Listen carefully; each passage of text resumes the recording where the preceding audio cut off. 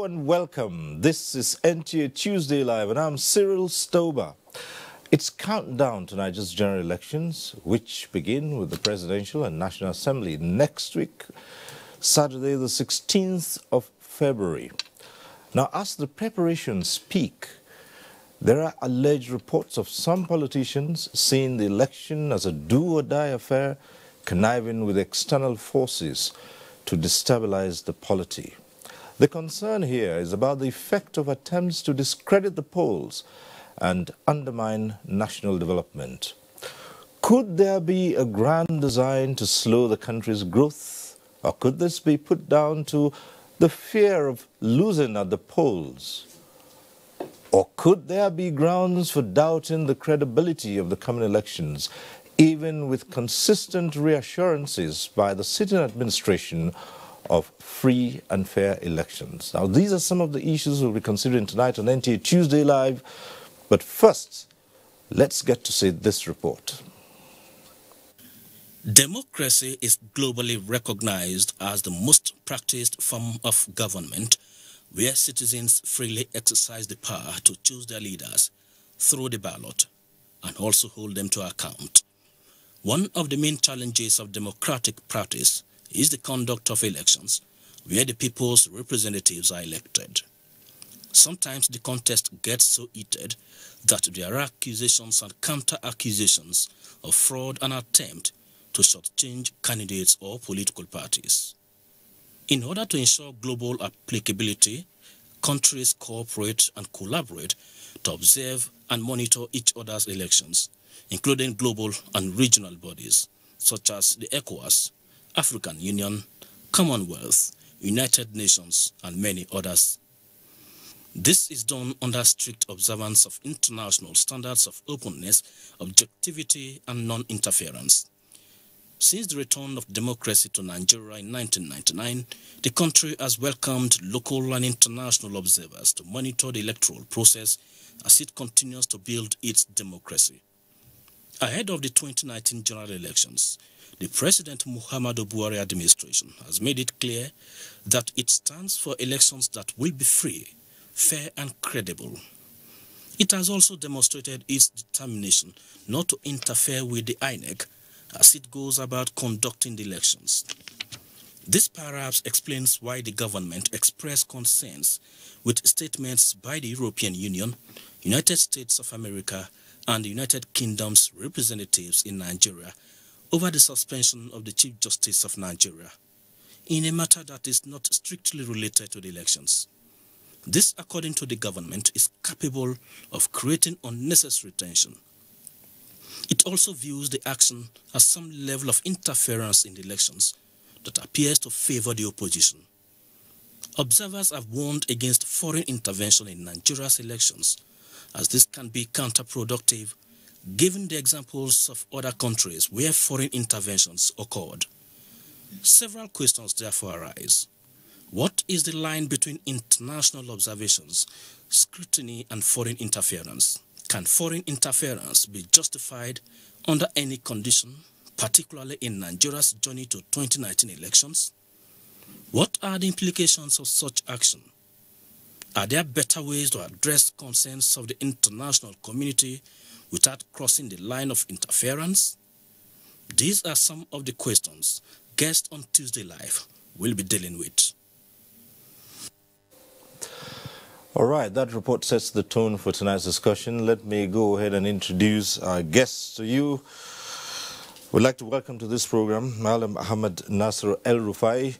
He's the governor of Kaduna State. Governor El-Rufai, thanks for being here. Thank you for inviting me.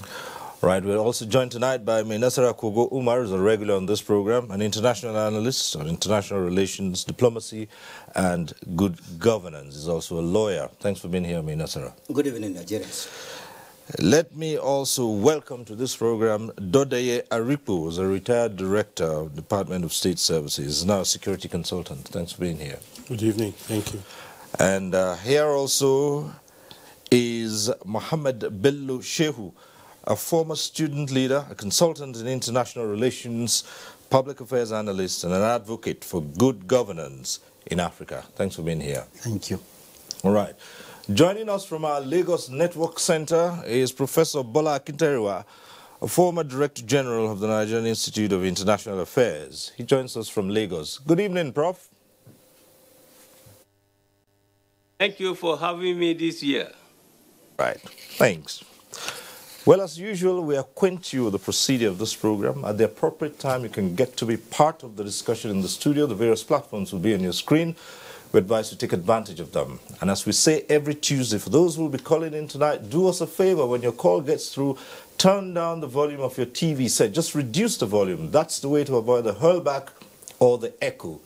And the best way to know that your call has been passed through to the studio is you'll see your name appear on screen. Once that happens, it signifies that your call is through to the studio, and you can just go right ahead with a question or comment. Don't waste too much time. Don't bother about greetings. Just go straight to the point and keep it as short as possible and straight to the point so that others can get on the platform. All right. So once again, thanks for joining us on Tuesday Live. Let's begin by looking at the upcoming elections. And for now, we can say it's just a matter of days, really. And Governor Erufai, how far were the campaigns? Would you say that they've been progressing in a mature and dignified manner that is befitting of a country like Nigeria? I think so. I think on the whole, the campaign has been orderly, has been peaceful. I would like to say that our party has been campaigning more aggressively. The president has visited virtually all the states of the federation. And at the state level, the governors have been going around their constituencies. I have gone around, I've missed a few, but I'm making up. So everything has gone very well. I think we are all getting ready for the first round of elections on the 16th of February, which is my birthday, by the way, so I'm expecting a great birthday present. But I think on the whole, the campaign has gone very well. All right. Okay. Minister, what do you see as you look at the turf? Happy birthday in advance, Your Excellency, first of all. I would not share a view with His Excellency because I'm not really comfortable with the way the electioneering campaign is going on. The essence of democracy as a whole is self-determination. Section 14 of the Constitution of the Federal Republic of Nigeria predicates a democratic system of governance, the system of governance in Nigeria. If you remember, historically speaking, the founding fathers of the nation, doggedly fought for the independence of Nigeria, essentially because of one factor, because we want to be self-determined. We want to be the ones to be determining the fate of our nation building. From 1885, after the scramble and amalgamation of Africa by the imperial powers, up to 1960, totaling a period of 75 years. Series of efforts, dogged determination of frontline nationalists culminated into us getting independence in 1960. You remember Nana of Ishekiri, Jajo of Afobo, the Sultana Tahiru, and many other people that fought against the colonial domination. Now, immediately after the independence, 15 years after, to be precise, head of state then, Murtala Mohammed, said at OAU summit that Africa has come of age, that we are no more under the supreme control of any other imperial power, no matter how powerful. He was toppled soon thereafter, and then democracy was entrenched to be the model of governance, and we got the Second Republic. Now, during the Second Republic, more power play of politics of issues, politics of entrenchment of virile democracy based on the determination of the citizenry was visibly more seen that time. Now that we have gotten about 20 years of democratic experience, one should expect a more superior quality of quantum of power play from the political power players, being taken into careful cognizance of the fact that Nigeria is the giant of the West African sub-region, is a leader of the African continent and is a mirror of model of reflection among the black countries in the world, especially now that Africa is trying to acquire a seat at the level of the United Nations General Assembly. So we expect nothing short of a novel type of play that other countries, especially the superpowers of the world, will see that Nigeria is really at play. But going by the scenario going on now, the attacks based on party belonging rather than the citizens' expectations vis-a-vis the agenda setting for 2019 and beyond. I'm seeing that in the decimal rather than in the positive. All right. You're not impressed. But let's go over to Dode. Well, I think I'll rather identify with Governor El-Rufai. I think the campaigns have gone well so far. If I want to look at it from the security point of view, basically, I'm sure a lot of concerns would have risen amongst Nigerians. We've not had any bombings at any rally. We've not, if you want to look at basically security at various places has been, I mean, quite top notch. And incidents that we would have expected at this time have not really happened. So to a great extent, issues are actually being brought forward. The parties are campaigning healthily. So to a great extent, I think everything is going well. I will agree with Governor El-Rufai on that. Okay, so let's go over to Mohammed Bello Shehu. Well, everything that needs to be said has been said, especially by my elder brother, Governor Rufai. Like also the security expert here said, you know, looking at this, the situation now in comparison to what used to happen between 1999 to 2015, you had a dominant political party then that in most cases they determine who speaks in a place, changes of venue, but you don't get this complaint now. Now that the PDP is in opposition, they are able to go about their business all over Nigeria, organizing their rallies peacefully. That is a remarkable difference from what used to happen. I mean, I remember in those days when Buhari was trying, 2007, 2011, in some places, I mean, he is tear-gassed, or venues are suddenly changed, or even governors saying that they will deny him an opportunity, a space for him to come and speak to his supporters. I remember the incidents in 2007 when he tried to go to Bauchi, the governor tried to stop it, and then from Bauchi to Gombe, in the evening people were shooting him with bows and arrows. And it was only then the late emir of Gombe that allowed him a space within his palace to be able to speak to his supporters. Not even hotels were allowed. So I will say that I commend President Muhammadu Buhari for creating that space and allowing the security services and all the other agencies and organs of government to do their jobs without interference from him. And that is a remarkable difference. And I hope this system continues. All right, let's go over to our Lagos Center now. And Prof, which side would you be pitching your tent? What's the quality of what we've seen so far? Are you impressed, or there are concerns about how the campaigns are progressing? Impressed with concerns. Impressed because of the many factors already raised by Nasir, by Manasara. You see, when we are evaluating any critical issue, many parameters, you know, are often considered. When we consider the issue of security, we will say yes, it's quite good because we've not been witnessing bloodshed. Now, if I'm to agree with Minor Sarah, who traced the history back to 1885 to date, are now looking at it chronologically to suggest that by now, over more than 100 years, which you have done better, he's equally right. It all depends on what we want to consider.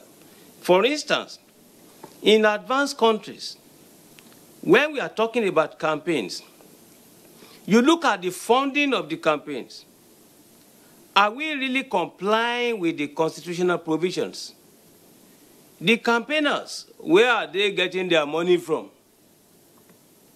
Are the campaign funds not even funds from corruption? Since we know that the Mohammed Buharian approach to the fight against corruption, nobody is discussing that. Now, the presidential candidates, for instance, to what extent are they campaigning on the basis of popular wish within their party? Ezekwesili, for instance, we know the dispute between her and her party. This falls within the framework of campaigns. Is that good enough? When you go beyond funding, our campaigns have not been ideologically driven. This is a critical issue. You will never find, for instance, say in the United States, a Democrat being a Democrat in the morning, Republican in the afternoon, labor unionist in the evening. But here in Nigeria, you can be PDP in the morning, APC the following day. These are critical issues there. So when we put all this together, I think that I should agree with my brother Nasir, and I can congratulate him already for February 16 well in advance, who says it is commendable. Yes, on the one hand, it is commendable. On the other hand, Menes Sarah is not wrong. Let us see how we go about it. Prof, we'll return to you in a moment. But then back here in Abuja, the whole process is for the main actors to convince the electorate. And so people have asked the question, have we reached a level where the voters have been adequately briefed? Have we broadened the scope? Have the voters enough information, enough background? Or is it just about the usual sentiments about someone from a particular area, from a particular creed, from a particular faith? Well, you know, if I can start with that, because I think I differ from all my colleagues here in the sense that I'm a contestant. Right. And as a contestant, it is my duty to persuade voters that they should vote for me. And I would therefore be speaking as a contestant and on behalf of my party, because I'm also part of the team that developed our strategy and election messaging. I think that at least the APC has been campaigning on issues, has been campaigning on its record. We've been campaigning on the president's record, and at the level of governors, we've been campaigning on our records. Of course, politics is a mixed bag, okay? Issues play a part, but sentiments also play a part. Identity is always an issue all over the world.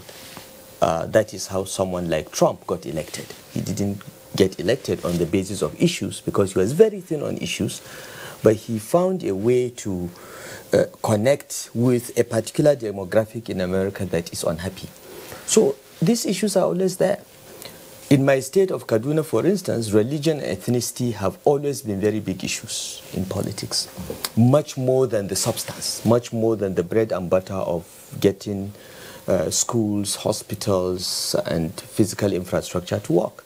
We are trying to change that narrative. We are trying to say that it does not matter who you elect.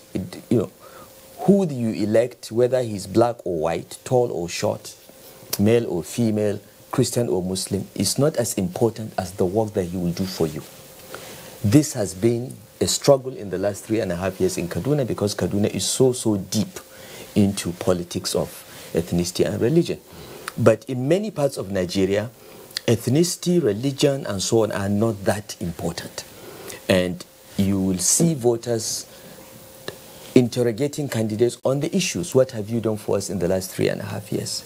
And I think that as an active participant in this republic, from the transition program of Abdulsalami Abubakar right through Obasanjo's regime and so on, I have been a participant and observer and a victim as well.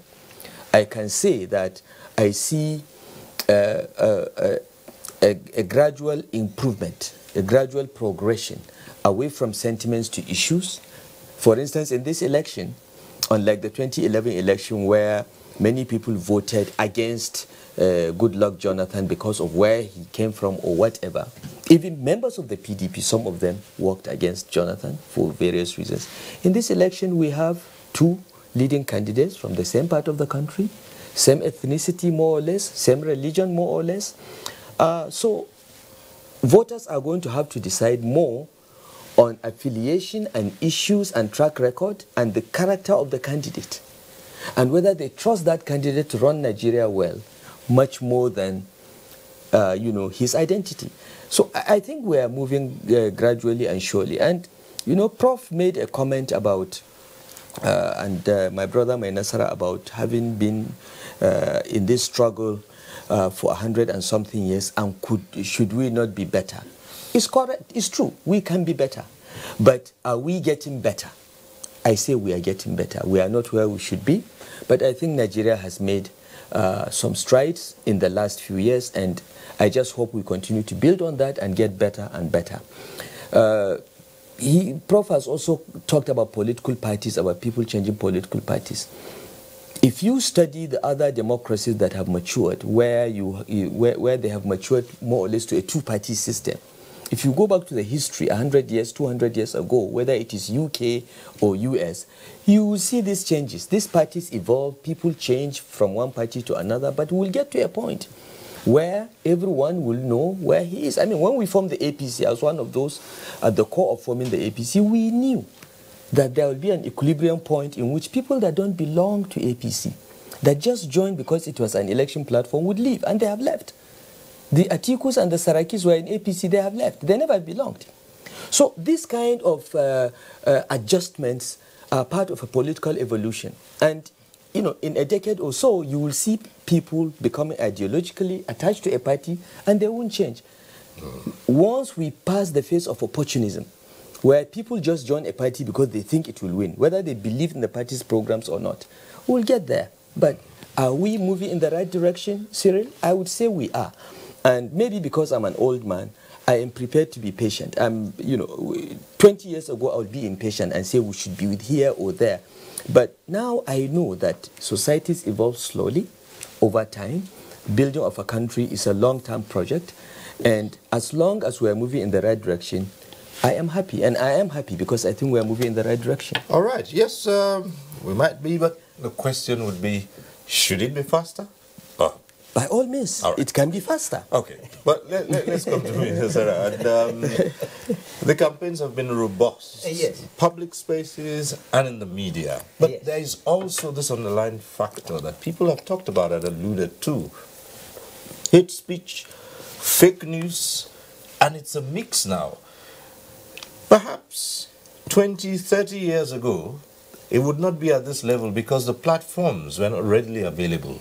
Today, you have all kinds of platforms, and they used to say seeing is believing. Now, seeing might not be believing. Yeah. Well, there are some factors that are responsible for all these shenanigans we are seeing in the political power play. Section 221 to 229 predicates the way political parties should evolve and should function as the prime movers of democracy and governance. Under that, the political parties clearly have responsibility. Number one, education of the citizenry. Number two, organization of the democratic structures. Most of the political parties we are having currently in the power play do not have these basic essentialities. They are not founded on ideological base. They do not even have the compendium of their membership register. And that is the reason why you will discover everybody jumping from one party to the other without due regard to ideological principles or set of values or set of programs that this particular party is identified with. We are lucky with the coming of President Buhari, for example, his dogged determination towards entrenchment of people's supremacy, his system of ensuring that votes of the popular majority counts, and his policy of non-interference with the electoral umpire. These are really very, very good sediments that, if correctly applied, will do a very good germane efforts towards seeing us into democratic maturity. 20 years is quite a huge year enough for us to have developed to the level of democratic stability.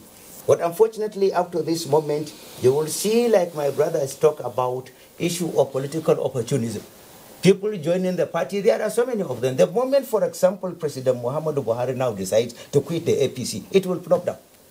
Just like the way, for example, when former President Olusegun Obasanjo withdrew himself from the then ruling party. Until now, that because of the political activities, now it is regaining momentum, now trying to bounce back to the stream. So politics should be a game of service rather than game of investments. So many of them are looking at it as avenues of investments, as a result of which they will look towards which of the leanings will shortcut the possibility of them to reach to where they will reach, not really in the interest of the national service. Our constitution, if it is to be respected very clearly, for example, sections 15, subsections 2, 3, and 4, talks about the social responsibility of the political engineers, the need for you to consider every geopolitical part of the country as part and parcel of your own constituency.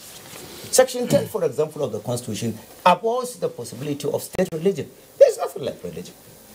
Like I said, sections 13, section 14, and 15 all equally talks about nationalism, patriotism, discipline, and nation building. Even the motto of the Federal Republic of Nigeria, unity and faith, peace and progress. But you will discover that the political power players are more united in the issue of the equation of where it will butter their bread, rather than the issue of evolution of political culture that will germinate consequently into issue of political ideology. We don't have parties based on political ideologies. Even the campaigns, if you look at the campaigns very carefully, there's a very wide gap between the political parties and the campaign machineries of the respective contestants, which is not supposed to be so. The political machinery should be the driving engine that should carry every contestant, no matter how high the office you are contesting, as an ordinary member of the party, and you should subject yourself to the hegemony of the party's supremacy. So why in this context do we regularly hear stories about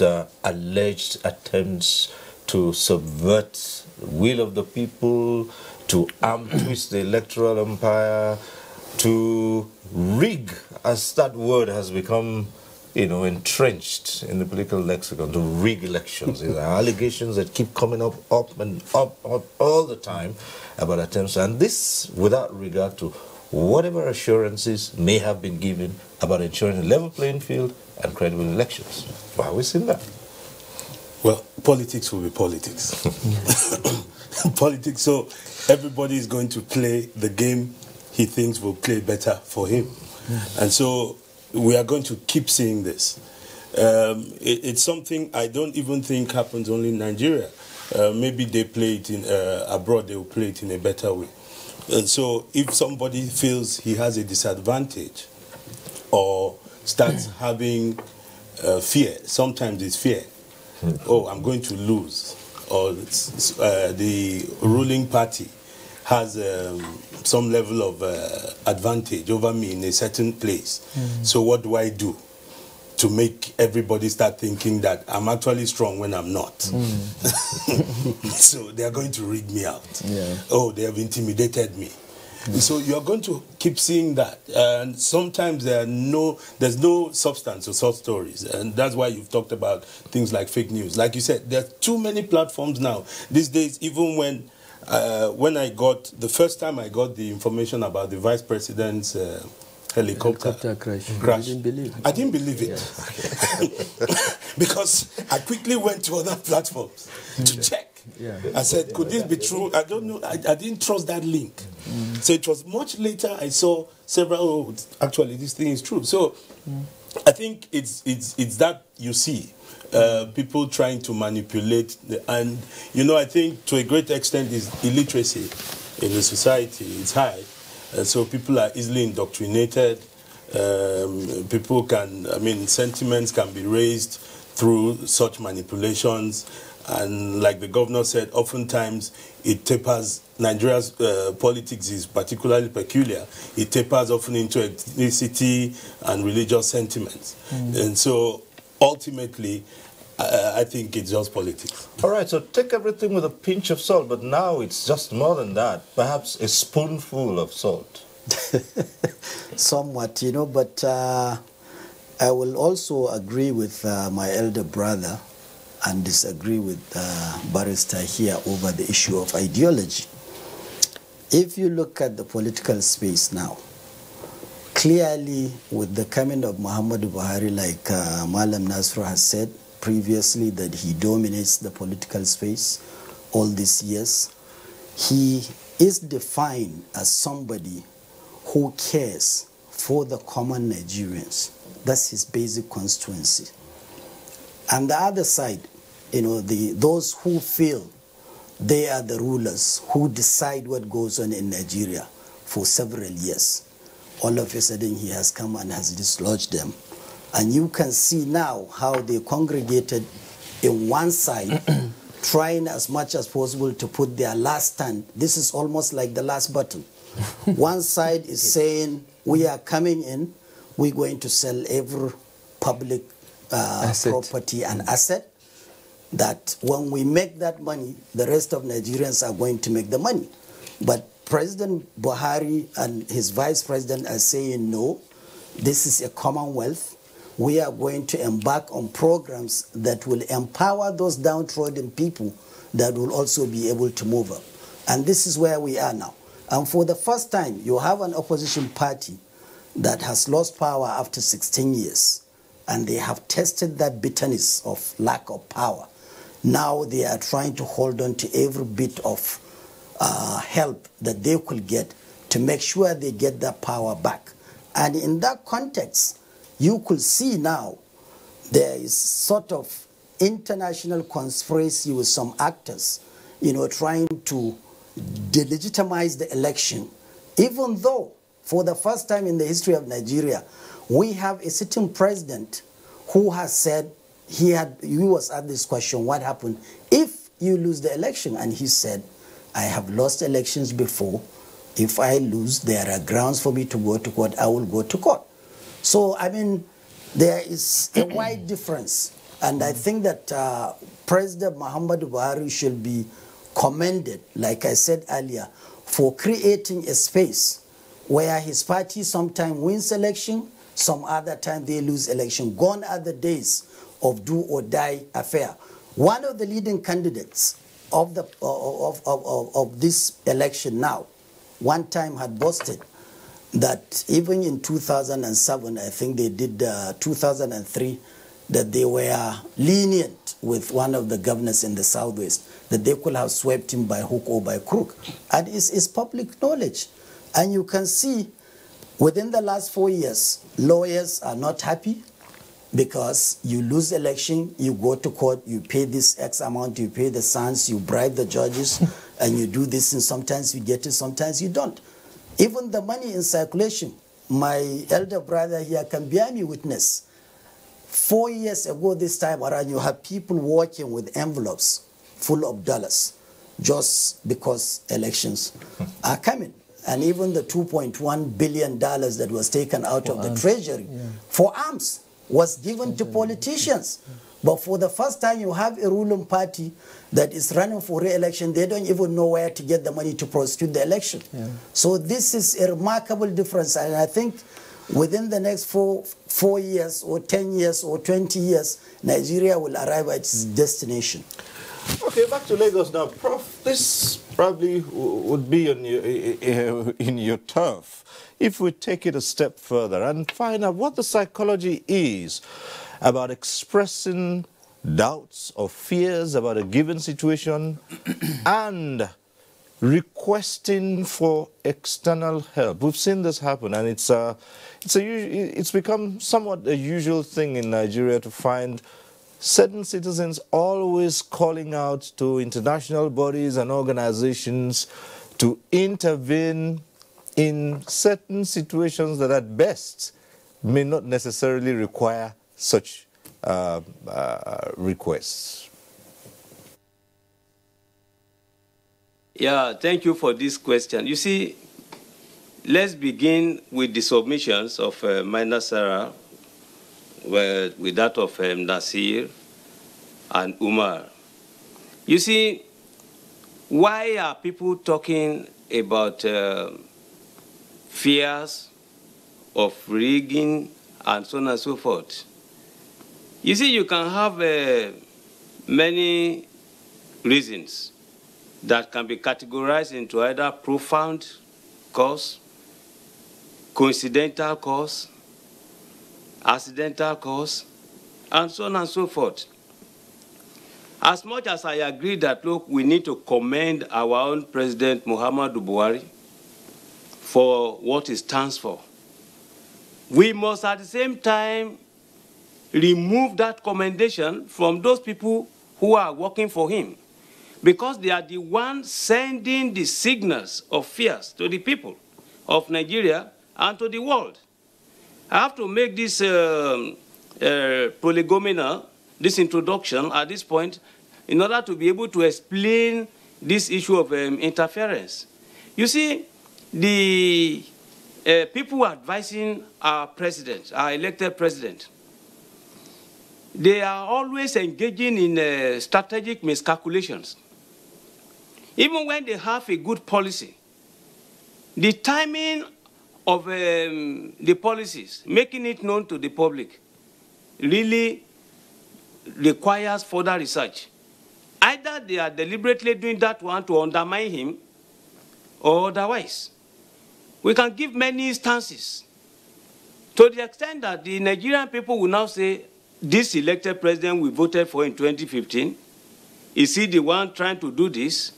This is where the problem is. Now let's come to the specific question you have asked, for instance. Interference. Please, it is important to first of all distinguish between the principle of interference and the principle of intervention. All right? We have interference and non-interference. We have intervention and non-intervention. When we talk about interference, first of all, it is about prognosing in affairs that are not yours, but without engaging in the use of force. The moment you now talk about the use of force, then you move from the domain of crisis, sociology of crisis, to conflict. Conflict, when you engage in the use of force, you talk about intervention. Now, when you go to Article 2, Paragraph 7 of the UN Charter, it talks about non-intervention in the domestic affairs of other sovereign states. Other sovereign states have exclusive competence in the management, in the conduct of their own affairs. But when they talk about non-intervention, it means that no country shall have the right to engage militarily, using force in the affairs of other countries. What is acceptable is within the framework of collective security. You will need the international community to so decide. That was why the United Nations, for instance, gave ECOWAS the right to have the ECOMOG to intervene in maintenance of regional security. Every day, virtually everyone, including Cyril Stoba, including Nasir Rufai, including Minor Sarah, everybody interferes. When you make a comment where you are sitting, You are commenting on what is happening in Venezuela. You are talking about Brexit. You are talking about Russia. You are interfering. So now, when we now come to the situational reality of intervention in our politics, like yesterday was the last day for the ultimatum given to Venezuela. Everybody is expecting that there might be a military intervention. So when we are talking about this, under no circumstance should any country arrogate to itself any power, whether it's joint power or exclusive power, to intervene in Nigeria's affairs, in our elections. But the bitter truth is that there are many reasons justifying how and why the international community can intervene, even if Nigerians do not want that. There are also reasons militating against non-intervention. Let me give you, for instance, some examples. Now, Nigeria's own policy, Nigeria's foreign policy, aids and abets intervention. Our policies encourage that. Let me take you back the memory lane, just to remind. Don't forget that in 1963, for instance, Sylvanus Olympio of Togo was assassinated. In the eyes of Nigeria, Jaja Washuku then was the foreign minister. He told the global community that under no circumstance will Nigeria accept the killing of a friend of a Nigeria, that there has to be an exception to the rule. And that still remains an exception to the rule in our foreign policy. Another concrete example, this same Jaja Washuku and Aminu Sule, those great men by that time, came out with the argument that, look, under no circumstance will Nigeria accept apartheid as belonging to domestic affairs, the domestic domain of any country. The Nigerian government adopted the policy of no compromise with apartheid. So when we are talking about intervention, we have been, all right, on the path of saying when our national interest is at stake, we will not accept that. It was Nigeria under Babangida that we came up with this ECOMOG. Didn't we intervene in Liberia? Take another example. There are many. Don't let me waste your time with all these examples. If you now want to look at other factors militating against non-intervention, there are many, many reasons. Let me give you one, for instance. International responsibility to protect, IR2P, they call it. It provides that in a situation whereby we have a president who is unable to protect the people, either in the context of genocidal crimes, all right, abuse of fundamental international law, they gave all these conditions. So the international community arrogates to itself that they can come. Now when you go back to 1990, the conference of La Baule in France, during the Franco-African Summit by that time, France spearheaded the argument that any country that refuses to democratize will not be given any development aid. This idea was sold to Europe and America. It was imbibed. Now the diplomatic practice now is that where you have a situation whereby countries are going along the dictatorial path, they will gang up and come in. Now the issue is that at the end of the day, who is right? When you are able to use your force and the international community does not have control over you, please, what are you going to do? At the end of the day, at the level of the United Nations, it is the principle of weighted voting that always appears. All right, you want me to stop? All right. Yeah, because you've raised so many issues, and certainly from this end here, we'll be having responses to some of the issues that you have raised here, particularly on the question of interference, intervention.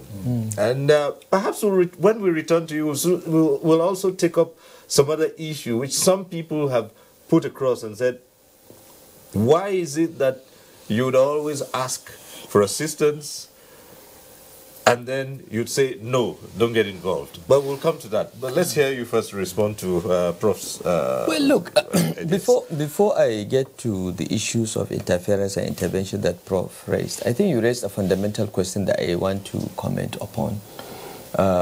Why are there shouts of rigging of elections? I think my brother today tried to throw light on that. I mean, when a politician faces an election situation and he thinks he's likely to lose, he is quite likely to start crying wolf. Okay, it's normal. It's human, and it's political. Okay, but what we are seeing in Nigeria in this election cycle is illogical, because President Muhammad Buhari has, under his watch, overseen the conduct of several elections. We've seen the election of Kogi, Bayelsa, Ekiti, Oshun, Anambra. At least 5 governorship elections have taken place since President Buhari took over. And there is not one instance that anyone from the ruling party or the opposition party or any party for that matter will accuse the federal government of interfering with INEC's operations. Okay, so the president, I think, has a credible track record of non-interference in the running of INEC, okay, under 2 different heads of INEC. So I think anyone that accuses President Muhammad Buhari or his party of trying to rig elections is being too clever by half, or at best, or totally irresponsible and reckless, because there is no record of the president, interfering in elections and so on. And the best person to ask is the governor of Anambra State. He will give that testimony where the president even intervened to change security chiefs when the governor complained that some security chiefs have been compromised. Okay, so the president has been trying. So I think in the interest of Nigeria, in the public interest, we should stop being irresponsible and politicizing everything. Let's look at the record of this president and INEC. Secondly, I was quite visible in Oshun in the last election, and I know what happened in Ekiti. I was also in Edo, and what I have seen on the part of INEC is rapid improvement in their operations. Their logistical capabilities have improved. Their capacity to conduct credible elections has been significantly improved. I was most impressed. I think we are getting to a point, in my view, that as a politician, I will not need polling agents on election day, because it will be nearly impossible to manipulate the results. So I am confident, based on what I have seen, from Kogi to Edo down to Oshun 1. Oshun 1, I mean the first round of Oshun election, because I was there. I wasn't around for Oshun 2. I think INEC is in a position to conduct and deliver very credible elections, and nobody should be afraid. You can only be afraid if you're sure you're going to lose and you want to create a foundation for future crisis. And this is what is worrying me. All the information, all the signals we are getting from the PDP indicates that, 1, they know they will lose these elections. 2, they want to delegitimize the results in advance. No one in the PDP can point at the leadership of INEC and say that they're in a position to manipulate election results. There is no record of that, even after we've elected 6 governors out of cycle. So they want to delegitimize the results in advance, so that when they lose, they say, we told you so. Number 3, it appears to me, and from all the intelligence available to us, that they are trying to create a crisis after the results are announced and they have lost. Okay? And I think every responsible Nigerian should rise up against this. Where does interference come in? I now come to Prof. Prof is trying to differentiate between interference and intervention. It is a basic principle of international law that no country should interfere in the internal affairs of another country. You can comment. We can comment on Brexit. We can comment. That's not interference. But when you come into a country and you make statements without facts that tend to complicate the internal governance of that country, that is interference, and that is irresponsible. What we have seen from the three countries, the US, UK, and EU, in response to the suspension of the Chief Justice, and trying to link the suspension of the Chief Justice to electoral outcome, is the most irresponsible piece of diplomatic mishap I've ever seen in my 59 years of living in Nigeria. And I have read about international law. I have seen how countries operate. Those statements were coordinated. They were based on no information at all, and they were most irresponsible. And I'm happy that the presidency responded to it. Now, as Nigerians, we must understand that these guys can sit pretty in their countries and say things, but when the crisis breaks, we are here. We are the victims. We are the victims. Our wives and children are the victims. I must rise up and unite and say that no to violence in this country. We have every confidence that INEC will conduct credible elections. And we challenge everyone, the opposition parties, to point out what part of the logistical arrangements or the electoral preparations give room for any manipulation. Otherwise, they should shut up and go and get people to vote for them. We all do polls. Okay? A poll was released today, by the opposition, showing that they are likely to win. We have our own polls. We have our own polls that show something different. But let us not use our own internal polls or procured polls to try to delegitimize the election in advance. At the end of the day, Cyril, it is Nigerians, 84 million registered voters, that will line up and vote on the 16th of February. Let us wait for the results. And if the results are not what we expect them to be, there is a process to challenge them. We have election tribunals, challenge them. President Buhari did that 3 times. He never resorted to violence. He never called for violence. He went to the Supreme Court 3 times. It's true. Let these other parties that are not used to losing elections. We are used to losing elections. Those of us that came from opposition, we know the pain of losing elections. We know the pain of even elections being stolen from us.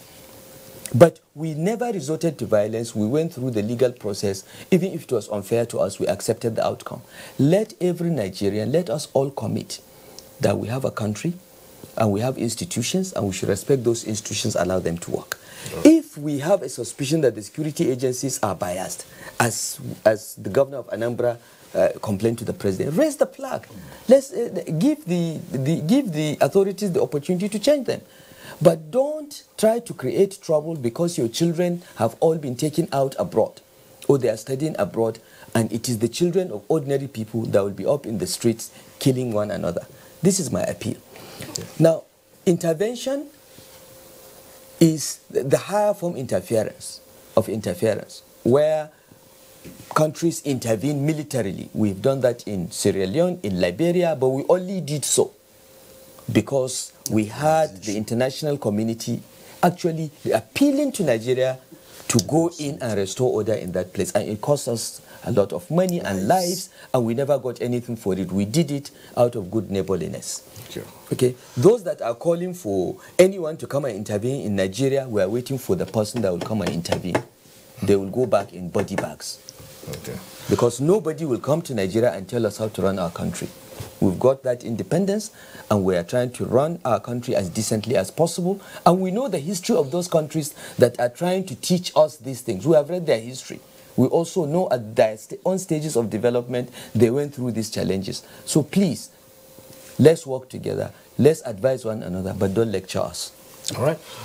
We have callers already on the line.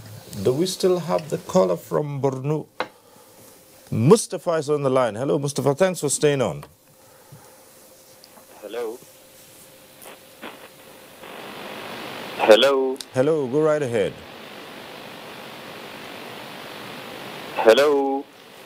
Go ahead. Please, can you hear me? Yes, sure, we can. Go ahead. Yes. Good evening to you all.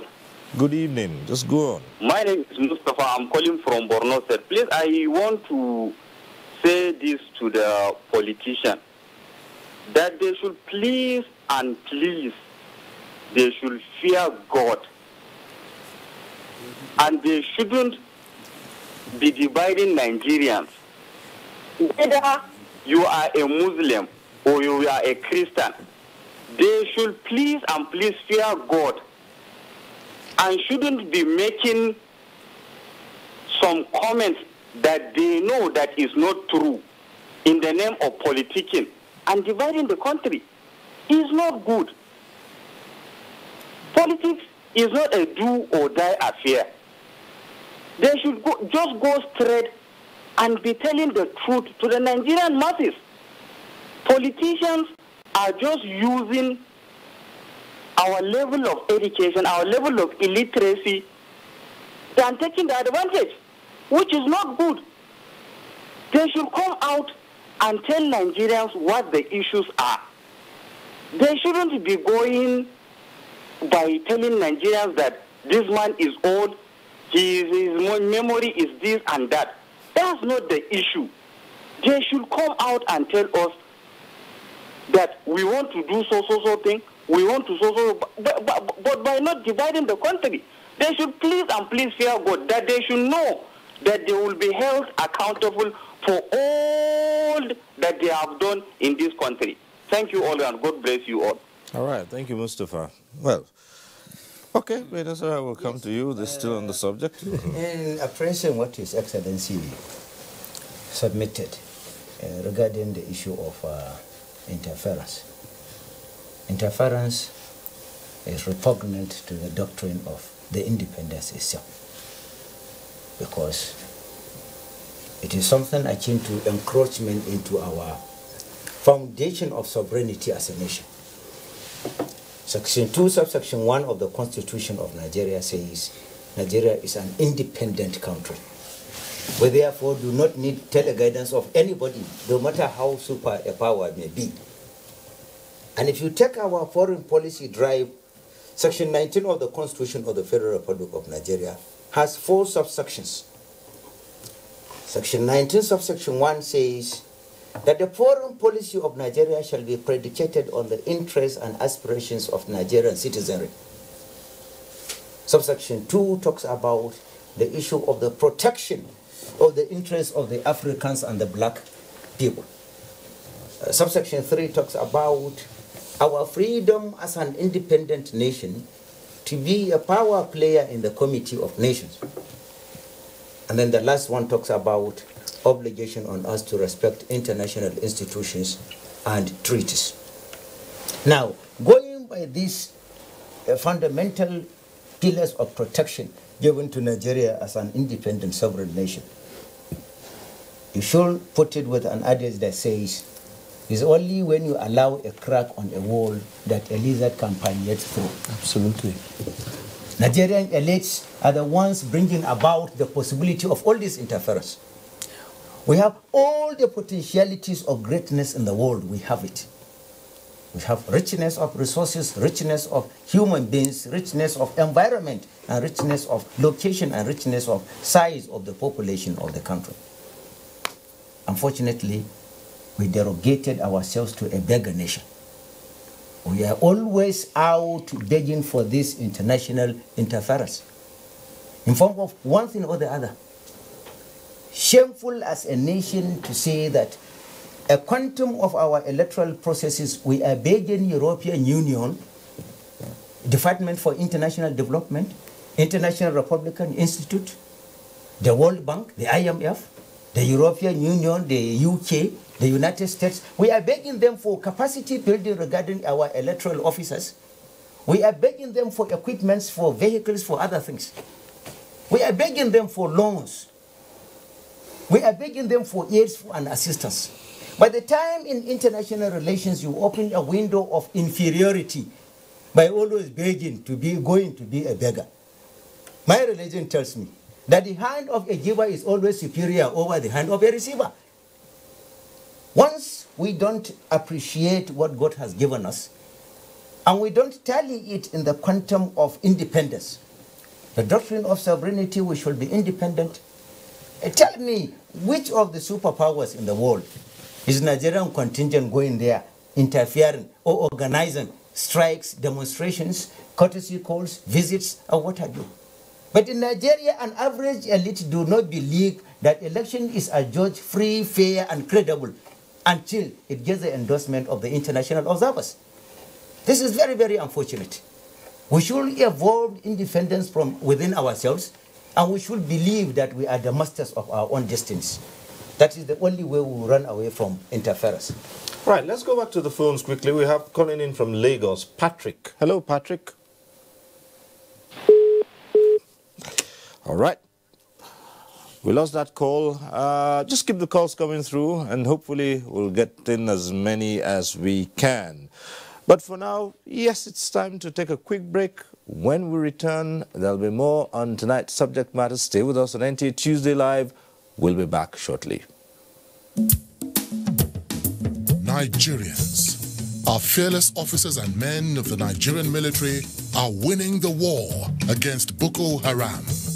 Today, all occupied territories have been recovered and Boko Haram has been degraded. Our affected brothers and sisters are getting their lives back. However, they are now after you and me. In our mosques, churches, schools, motor parks, markets, entertainment centers, and public gatherings. Be vigilant. Be security conscious. Report suspicious persons, objects, and movements to the police and other security agencies. The security of our nation is a duty for you and me. Nigeria unite against terrorism. This message is brought to you by the Federal Ministry of Information and Culture. The struggle for independence had been a long and tough one. Our founding fathers and compatriots sacrificed their comfort and even shed their blood. We cannot at this point in history afford to spirit away their sacrifices for immediate but temporary gains of today. Let us emphasize what unites and not what divides us. Working for the unity of purpose with a stronger vision for a better tomorrow. NTA, growing with the nation. Nigeria, the only country we can train with remarkable potentials to excel. Let us believe in ourselves and change our attitude for the sake of our country and generations unborn. Let us revive our cultural values, which are our essence as a nation. Let us renew the spirit of patriotism and hope in our dear country. Do not take or give bribe. Be punctual always. No more African time. We can't expect to be global citizens and operate on African time. Join the queue. Insist that people are attended to on a first-come basis, no matter who they are or where they come from. Nigeria, good people, great nation. Make you report any crooked person, object or wakajube movement to police and security agent demo. The security of our nation now work for all of us, plus including me and you.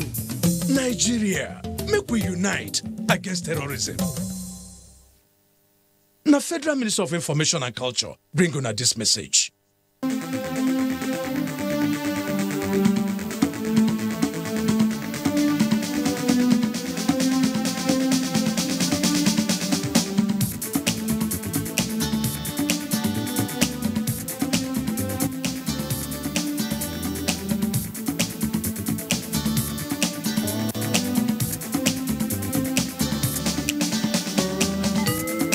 NTA Tuesday Live, a network issue-oriented innovation talk show. Thanks for staying with us. And as usual, we took out the cameras and spoke to the people. Let's get to see this. The foreign intervention is highly important for our democracy, as we'll be very neutral in the assessment. So neutrality is very important for the credibility of the election. There must be international intervention. So it's a good idea. Okay, so those that want us to fail, they will be disappointed. Has there not been a report sometime in the past that Nigeria was going to break up, by a few years back or so? But here we are. So it's up to us, I think. But for every credible Nigerian, I think we should take responsibility over this nation. We should take responsibility. We should not dance to the tune of international inputs or even local divergent views that tend to disintegrate us. We ought to stand together. Election is not a do or die affair. Somebody from UK or US cannot dictate to us what happens to us. You can see Americans, they are defending their own integrity by accusing those that are trying to interfere with their own electoral process. So I think that Nigerians also should take responsibility, to take ownership of our country. That is why we must at least go out there and do the needful. Vote, not fight.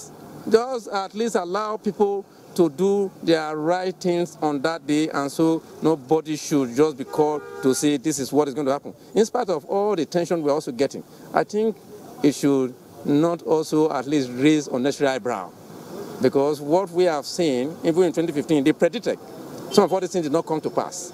So today we are still going to pass through these hurdles. So Nigerians should not just give in to some of all these things and say is biased or not biased. Whether it's biased, whether they have the sentiment, whether they just want to at least take us for a ride, that is not going to help the situation. They must at least keep to the rules of the game. That's the Nigerian election.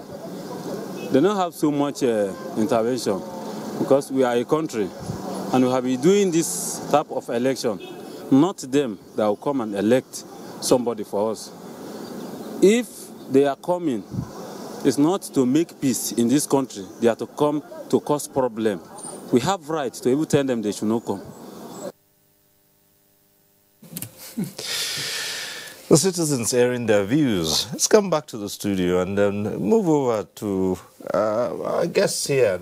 Still speaking on the subject of, yes, it's been said, even security agencies have raised the alarm that some plots have been uncovered showing that there may well be an attempt to scuttle the whole process by creating tension and creating rancor in the system. And it's been said that some of those who are trying to do this have outside help. I mean, it's clear in security parlance there's something we call psychological operations.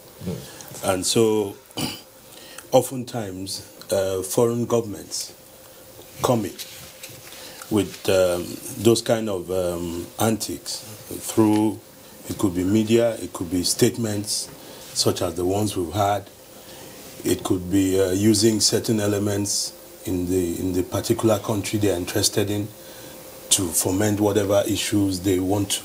And so you're going to be seeing a situation that's going to be happening more often for as long as we keep subjugating or subjecting our sovereignty to these people. I find it quite an aberration, really, that every time we have an issue in Nigeria, we have to start calling on the international community. It's laughable, and I think this has just started happening just in recent times, and I think we're building a culture that is not good for our politics.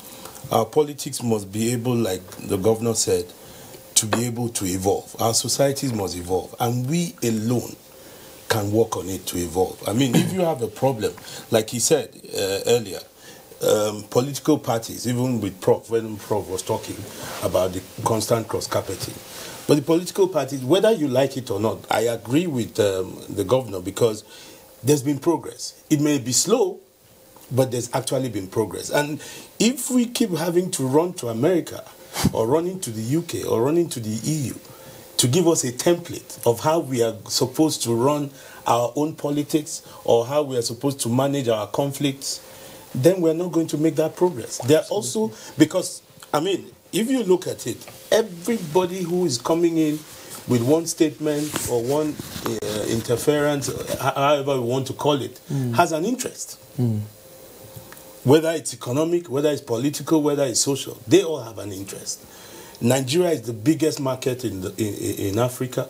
Nigeria possesses probably the greatest potential to become a superpower in Africa.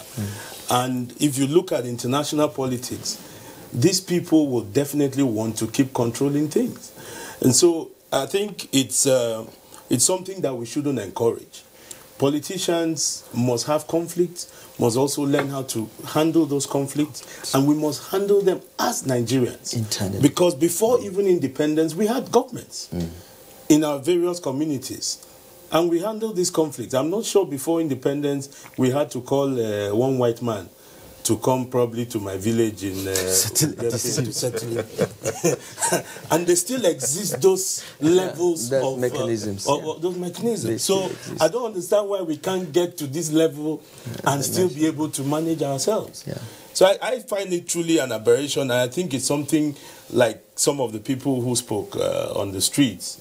They spoke quite well as Nigerians. We are a proud people, and I think that we must maintain that pride in our nation.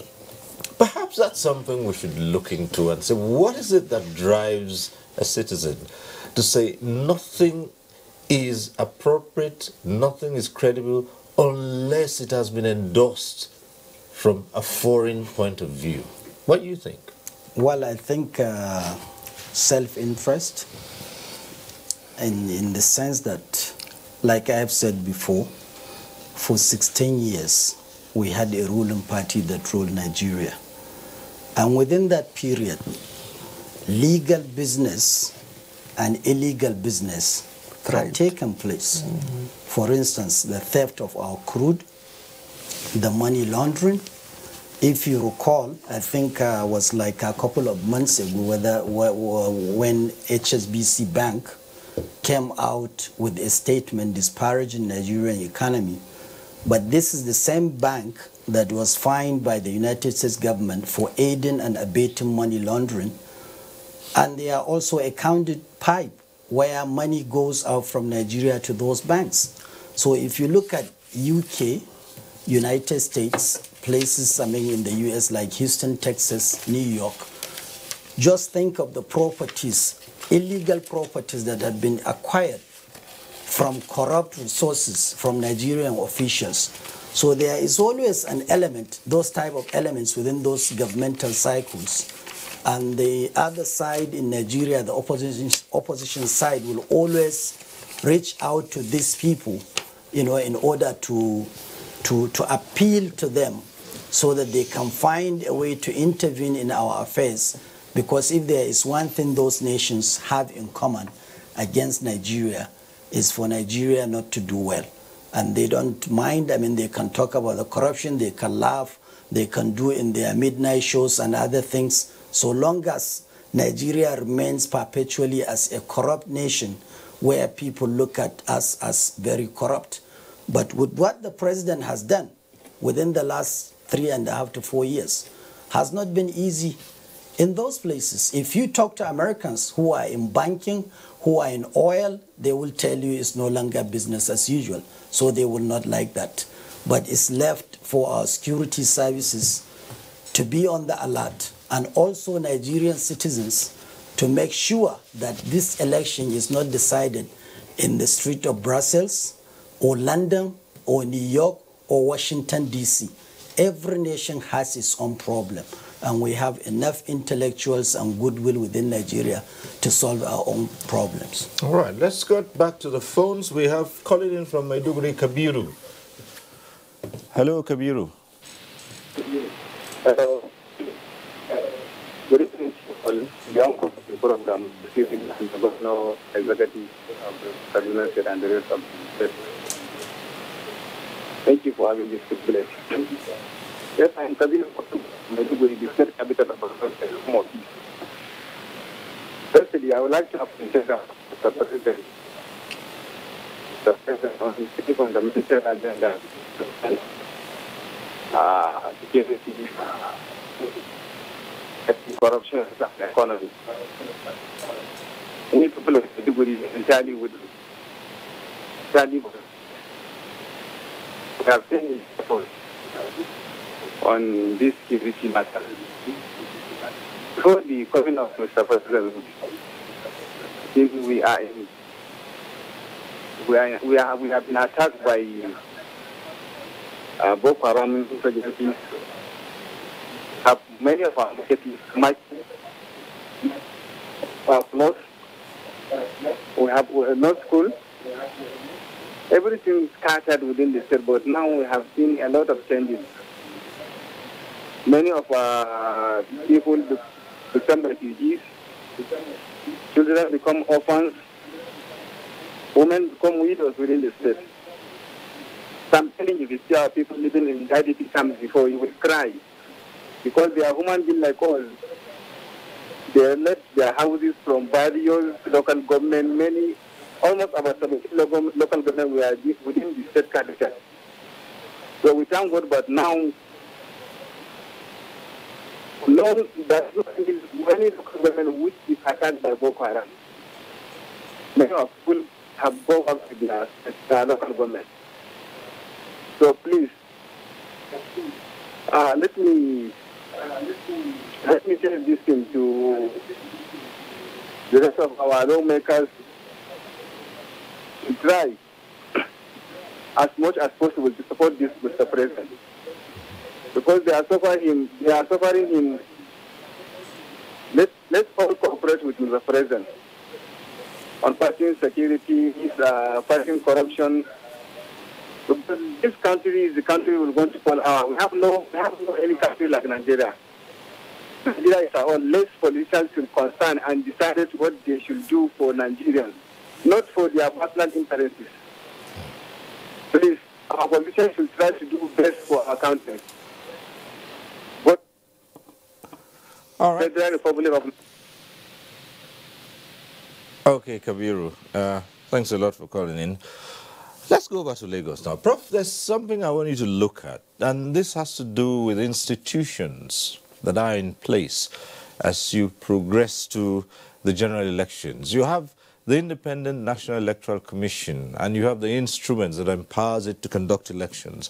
Now you have various platforms where people can seek redress if they believe that they've not been dealt a fair hand. And sometimes it goes as far as the Supreme Court. Now, what is in this apparatus that says every other thing is compromised except you are in charge? In other words, what are the signals or what are those things that will make a Nigerian feel that these platforms are inadequate unless they are in charge of those platforms? I think basically that there's one reason, and that is the reason of psychology of human differences. You see, when people do not have a correct understanding of an issue, recommendations, policies, perceptions will be given differently. And we have just seen it in this Tuesday Live. Even from the perspectives of the citizens interviewed on the streets, everybody uses the word interference, intervention, interchangeably. But I want to insist that they do not mean the same thing. Now, those who are advising government, if you do not have a clear understanding of the conception of a crisis and a conflict, it's not the same thing in polymology. When crisis degenerates at the level of non-diplomatic intervention, it goes to the level of a conflict. In the same way, when we talk about interference, people are saying there should not be interference, when already there is interference on the ground. Are we not going to have, for instance, the international observers? They are already here. The mere fact that you consciously give, permission to international people to come and observe, to see how you are doing it, what is that? So what international law prohibits is non-intervention. The word non-intervention is what is used specifically in Article 2, Paragraph 7. Go and check that. It didn't talk about interference, but they used that one. So all these institutions that are there, you see, I said earlier on, and I want to insist, I do not have to agree with Nasir. I do not have to agree with all others for reasons of psychology of human differences. Nasir's school of thought, I don't belong to that one. The critical point is that people are not helping Muhammadu Buhari. Research has pointed to that. They are not helping the man who wants to fight frontally corruption. They are not. And the issue now, what I'm saying here, when people do not believe in the various institutions, it is simply because of the environmental conditionings of politics in Nigeria. If we begin to enumerate, you will see that. I'm a research fellow. I'm not APC, I'm not ABGA, I'm not anything. My own is to do research and draw attention to it. You see, the critical point, the critical problem in Nigeria is that people do not want to address issues and let Mr. President do it and resolve it. It's as simple as that. So people know, okay, for instance, let's take INEC. What is the debate about Zachary? Why should there be any debate there? Look at that one. What we are saying, in essence, is that at the end of the day, everybody wants a better Nigeria. When Maina Sarah was talking about we have not done much, that since 1885 to date, we should have done better. That is the ideal thing. The ideal thing. And in this case, why are we there? I am positing here that in Nigeria, for instance, I do not strongly believe that the system promotes dint of hard work. It doesn't encourage patriotism. It encourages anti-Nigeria. Political governance in Nigeria encourages that, and it is not good. Buhari, when he was a military head of state, came up with why? War against indiscipline. And everybody has been looking at him from that perspective. But look at what his entourage, all right, is doing. So, if people are not believing in all the various institutions, please let us address this issue of who is addressing that. When I read, for instance, the report by Nasir, especially on restructuring, I say we still have some courageous, patriotic Nigerians. Why are we not discussing that? They are critical to the elections, the institutions we are talking about. So, you see, for us, who want, you know, a strong, vibrant Nigeria, free from political chicanery, all right? When we are talking about this, the system, the entourage does not allow Buhari to govern Nigeria with people that are giving him support. This is the issue. So I am part of those who believe that, look, the way all these institutions are working, they themselves, they will make pronouncements that give room for Nigerian people to be suspecting. This is the issue. Let the people who are working with him, please look at it more critically. Let me stay with you for a little longer. And this, I want you to bring it down now to the Nigerian citizen, not necessarily a politician, not necessarily, you know, someone in government or technocrat or whatever.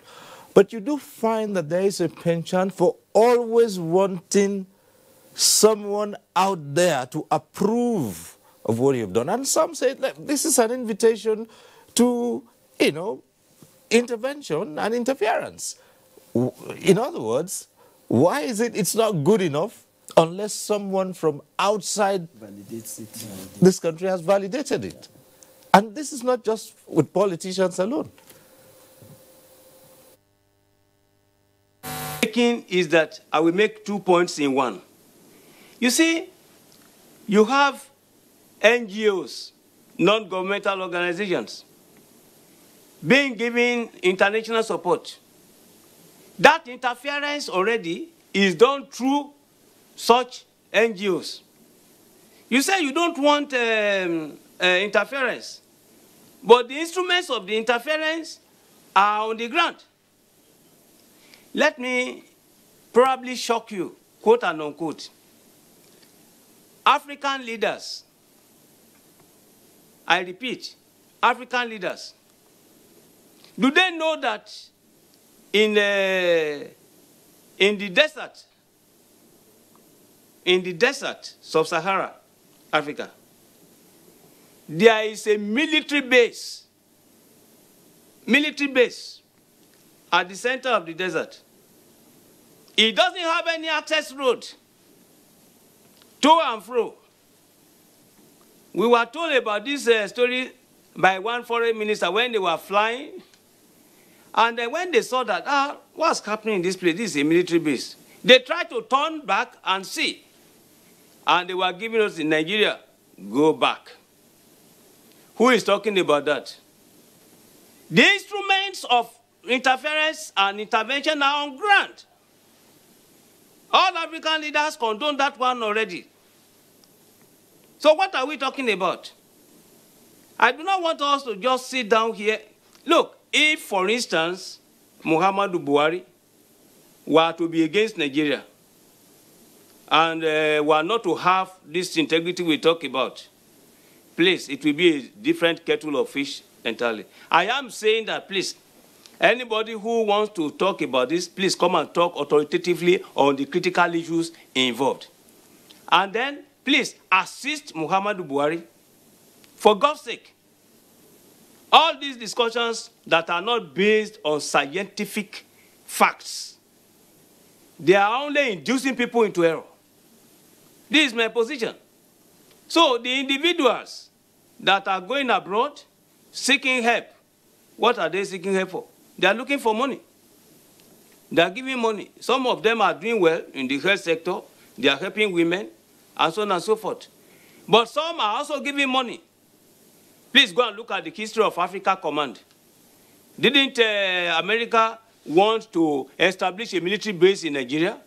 Before Nigeria kicked against it, the capital was based in Germany, Stuttgart. When the people complained against, they now try to shift the headquarters to Africa. Even the smaller countries that could not survive are asking for them to host the Africa Command. Nigeria, well, Nigeria rejected it. And that's part of the greatness of the people of Nigeria. Then it was suspended for 10 years. They are now coming back to look at it. So you see, at the end of the day, please, all right, let me put it there since time is up. Prof, thanks. Well, back here, and many Nigerians have raised issues, and they say, look, what is the way out? How can people begin to believe in themselves, believe in their institutions, and not believe that everything that comes from outside is necessarily perfect? It's the best. Because it's been demonstrated time and time again that even those places you look to, they have their own issues as well. Absolutely. I can tell you that. I mean, right. I used to stay over there, my elder brother knows, for many years. They have issues of drugs, gun violence, even to some extent election issues. We all remembered between George Bush and Albert Gore what happened. And we also remembered this election with the supposedly interference by a foreign power, which is Russia. So I think if Nigerians actually know what actually goes on in those countries, they will never even want to go there and stay a day longer than necessary. My elder brother was once telling us a story how he went at the age of 26, something like that. And he told me personally, he said, I could never stay for one day longer than necessary. I'll just go and visit and come back. And I think it's time for Nigerians to believe that this is one of the greatest countries in the world. You can live free, you can pursue whatever passion you have, and it's a country that is coming up with all the transformation that is about to take place within the next 5-10 years. When we have all these rails, we have power, the sky is the limit. So especially young people that have a lot of energy and a lot of ideas with technology and other things. If we continue and cut down on corruption seriously, set up our own good security apparatus, and continue this path of 4 years democracy, you win election, you lose election, but the nation continues. And to look at the Nigeria itself as a one indivisible nation, we will quarrel, we will argue, sometimes we'll even slap each other, but I will think that Nigeria has a great future. Like the professor was talking about AfriCommand, and they have a base in Djibouti, I think. They wanted to establish one in Ghana. That is because of their strategic national interest. Every nation on earth tried to do something based on their own national interest. The question is, where does your national interest start and where does mine start? That's why you have a United Nations. When you quarrel, you go before the United Nations, you argue, and you have all these institutions that you establish, and Nigeria has done great.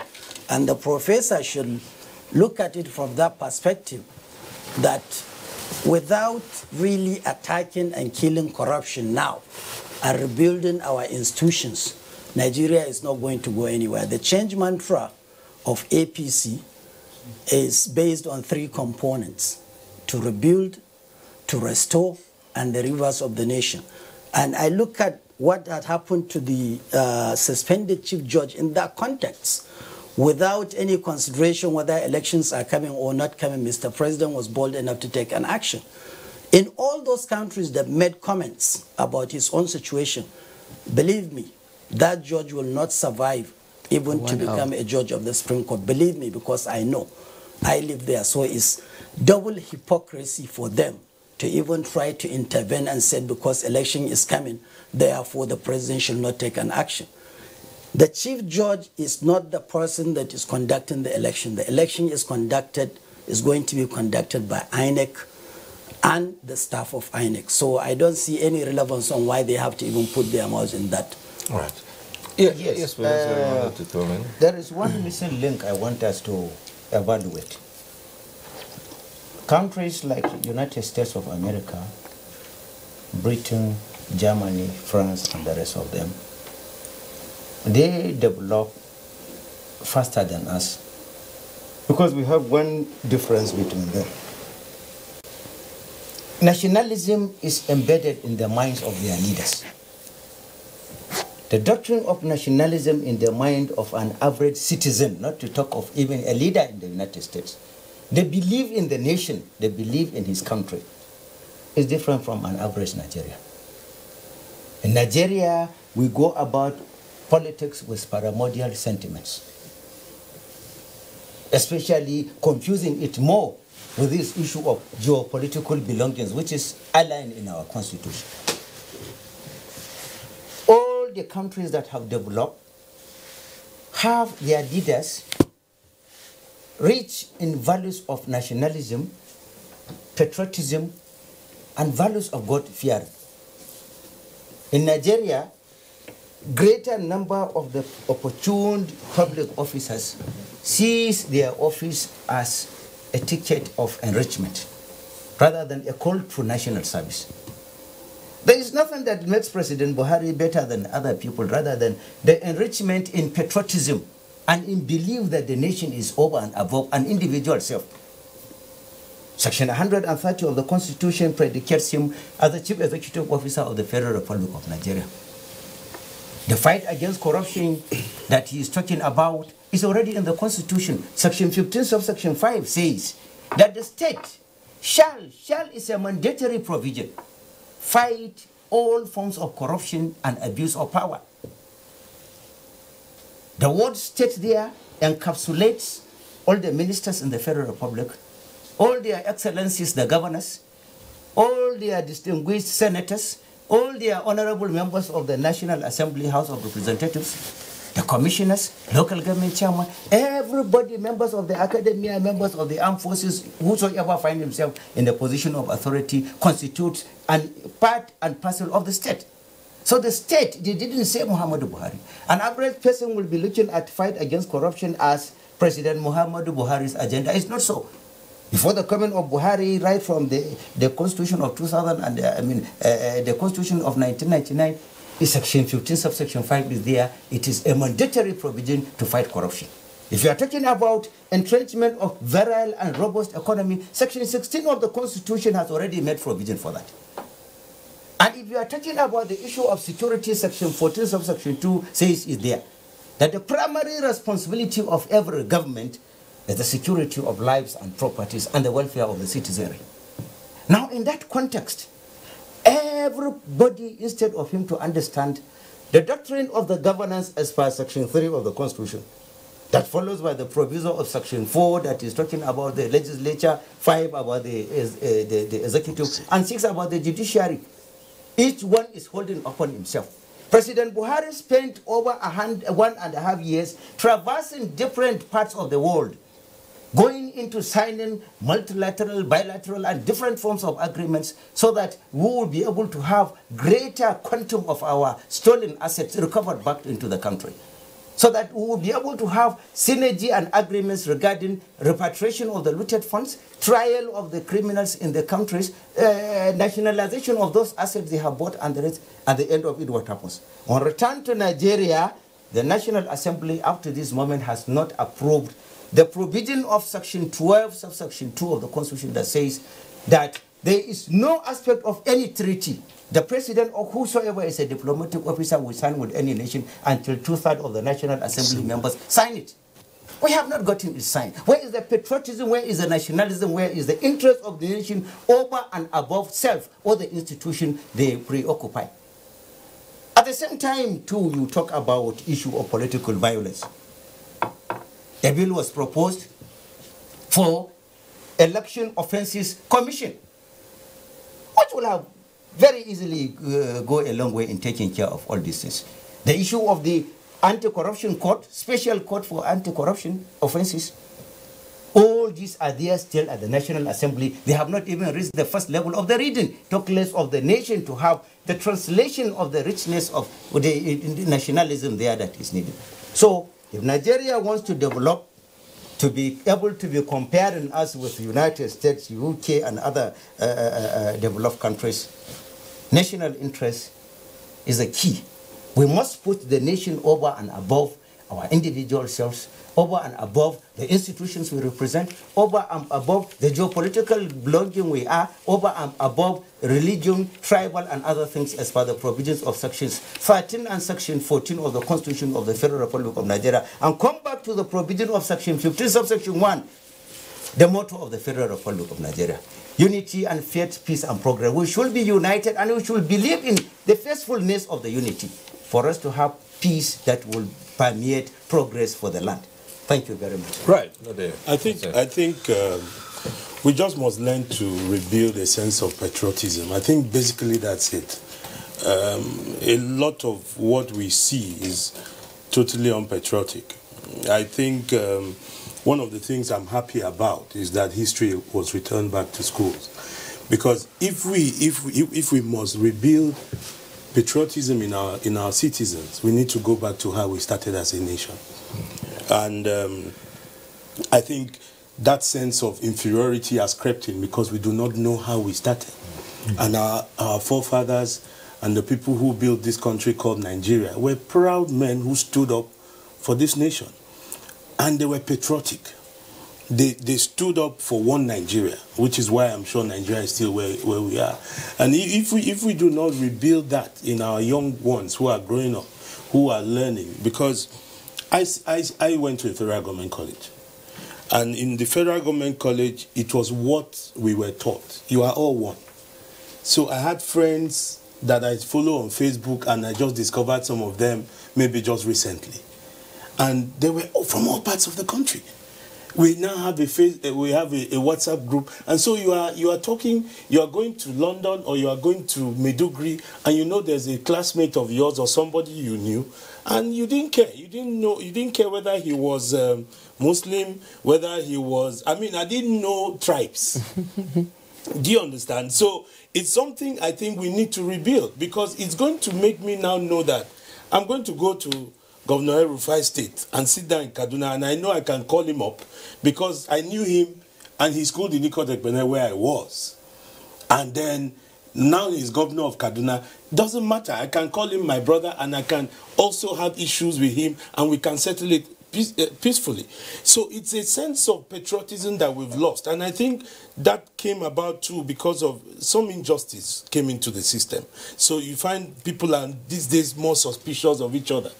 So you find a situation where somebody has to now come and tell you, oh, you know what, that man is your brother, so you need to stick with him instead of thinking this Nigeria. So you know, that has come in. You know, growing up too, you had subjects like moral instructions, you had things like social studies, civics. So responsibilities of a citizen were taught you. So you grew up with that. I think so. We need to go back. Institutions such as the National Orientation Agency must be further empowered to build that sense of patriotism in Nigerians. It helps because definitely your mindset starts changing. After a while, this is what is expected of me.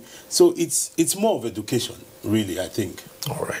Well, let's come to Rufai and see, well, some issues have been raised, and yes, there probably might be some little matters where even the institutions too have to address. Again, how does Nigeria get through all of this?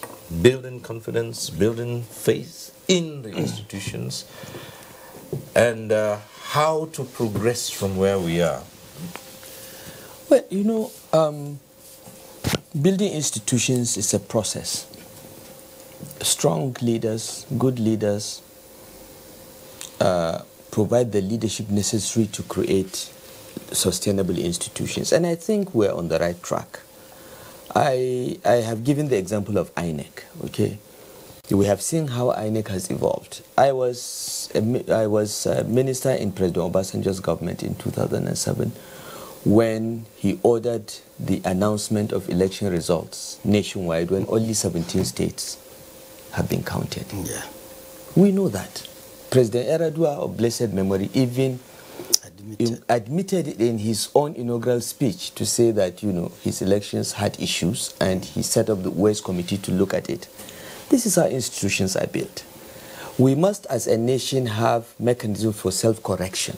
Yeah. And we have, as has been said by my colleagues here, we have the intellectual capacity to understand our problems, to address them and resolve them. Okay? We have helped other countries resolve their problems. So we are not incapable of solving our problems. However, we must be patient and allow these institutions to evolve. And we must have the minimum level of confidence in institutions until and unless they totally abuse the trust. I am contesting in the elections on the 2nd of March. It is my duty to deliver President Buhari on the 16th of February. But I have every confidence, based on what I have seen in elections in the last 3 years by INEC, I have every confidence that INEC can deliver credible elections. We have sat with security agencies. The National Security Advisor led the security agencies to brief all the governors on the security preparations for the elections. And all of us, all 36 governors, were persuaded by the briefings and the arrangements put in place that there will be adequate security for every Nigerian to come out on election day and vote and in peace and harmony. Now, if we can allow these institutions to work, and when the results are out, we accept or we challenge them through judicial institutions, okay, then the country will begin to move forward.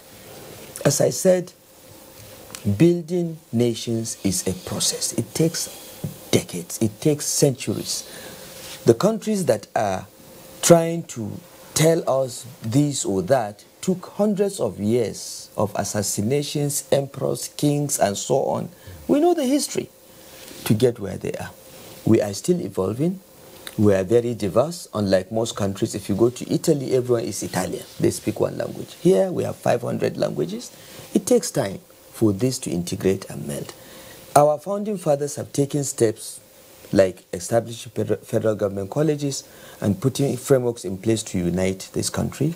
We should build on that. We should bring back what we have lost that we need. And Dudu gave certain examples, and I agree with him. But I think that we have a great country, great potential. And it is for us as elites to stop being selfish, put our national interest and public interest and the interest of our children and grandchildren above this, and try to build a country that everyone can be proud of. I think there is a lot and enough in Nigeria for everyone to prosper.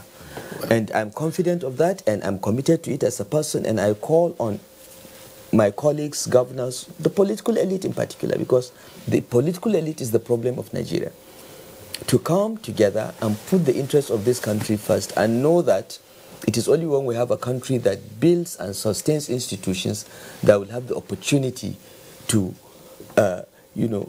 leave a legacy for future generations. Well, perhaps the last comments we'll take from all our guests on this program might be, well, stating the obvious, but sometimes I like to engage in this and say, Prof, beginning with you, yes, you have made your views known on the subject matter, but tell us once more, will you, do you have confidence in the system in Nigeria? Well, I have confidence in Nigeria, but let me ask questions and leave the questions there for everybody to answer.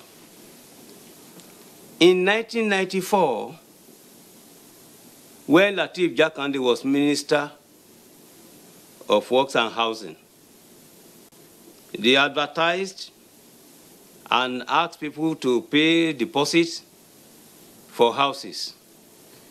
I took bank loan.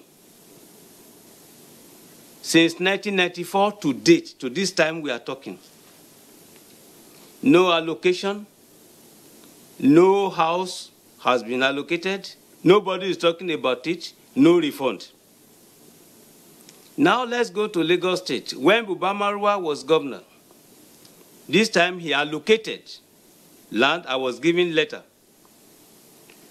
Bola Tinubu succeeded, reduced the size of the land we paid for. Up to this time, I'm still talking about, it's a sharing note. It has not been given. Let me give you another one. Since you said I was a former Director General of the Nigerian Institute of International Affairs. In 2014, I applied for furniture allowance. All right? A renewal of second furniture allowance. The Accountant General of the Federation approved it and paid me. In 2015, another subsequent Accountant General came in. What did he do? They are accusing me that I was fraudulent. I shouldn't have taken that. Please, why people do not believe in Nigeria, all these things, there are things like this. There has to be justice, fairness, governance. All right. But the system isn't perfect, right? Okay? You do believe, but it's not perfect. The leadership does not allow us to be patriotic. They don't like honesty. They don't like the need of hard work. All right, Prof. Thank you very much. And, well, just a quick one. If it's possible, Governor El-Rufai, for you to step back a moment, and this is not Nasser El-Rufai, the contestant, not the politician. It's tough, I know. Yeah. But just step back a moment and say, Nasser El-Rufai, a citizen. You have confidence in Nigeria? I do. I don't have a choice. I have no other passport. Okay? And I don't intend to have another. I have confidence in Nigeria. The system is not perfect. We all have work to do. But I believe that if we all put in our best and put public interest above private interest, if we inject a reasonable level of merit and a reward system and a sanction system, this country can be great. I say this because I believe that one of the biggest impediments to Nigeria's progress is prioritizing where you come from, who you are, over what you can add as value. Okay? We do not reward hard work. We have no incentives for people to be innovative and work hard. We reward rent-seeking and parasitic people. And unless we find a way to reduce that and recognize people that work harder, that are smarter, and elevate them, and emphasize ethnicity and religion as a method of distribution, I think these things bother me all the time, not only as a citizen, but even as state governor. They bother me a lot. And I think that if we're able to find a way of reflecting our diversity while still encouraging meritocracy, this country can take off within a decade. All right. Perhaps because we've run out of time, you may have to get the last word on this. And yes, we all listened to Prof. and he reeled out certain situations, certain things which he says do not promote belief and confidence in the system. Perhaps I might just quickly remind you about a certain promise that was made to some victorious footballers so many years ago, which was never redeemed. Somehow, it was redeemed not too long ago, so there's still hope in the system? Absolutely, there is still hope in the system. That's the difference between this president and any other president, because he is doing things that ordinarily other presidents wouldn't do. The pensions of airways workers who were dismissed, some of them retired, some even died, but he came and said this was an institutional promise that you are supposed to work for this number of years, you have done your duty, and the state should be able to take care of you. So it's two components. We need strong leadership. We need that strong leadership to help in rebuilding those institutions. Those institutions were there. My governor here is not because he's here I'm saying this. Public schools. For the first time, we have a governor who wants to restore that dignity of teaching in primary school. You know, I went to a public school, he went to a public school. But that system in Kaduna and many other states have been destroyed because it's the lowest of the low that is given opportunity, what we call Young Alfarma, to go and teach in those schools. So the children of the poor are perpetually going to be poor with no opportunity to go to university. Malam Nasru is changing that, and I believe that is something that should be commended. Other governors should emulate him, and Mr. President also should continue the good work that he is doing. All right, and as I always say, no one program can take care of all the issues, and we must leave this discussion at this point and say, well, thank you very much, Professor Bola Akintarenwa, former Director General of the Nigerian Institute of International Affairs. He joined us from our Lagos studio. Prof, thank you very much for being part of this discussion. All right, okay, and thank you to Mohammed Bello Shehu, Consultant in International Relations, Public Affairs Analyst, and Advocate for Good Governance. We thank you. And Dodaye Aripo, Retired Director of the Department of State Services. Thank you for sharing your thoughts with us. Thank you very much. It's always a pleasure to have you here. We always go down memory lane, talk about the history of everything. Thank you for being here. And he knows the Constitution by heart. All right. And our thanks to the Governor of Kaduna State, Madam Muhammad Nasr El-Rufai. Thank you for being here on this program. My pleasure. Right. Thank you, too, for being part of it. Next week, we'll reach you again on NTA Tuesday Live. I'm Cyril Stober. Bye for now.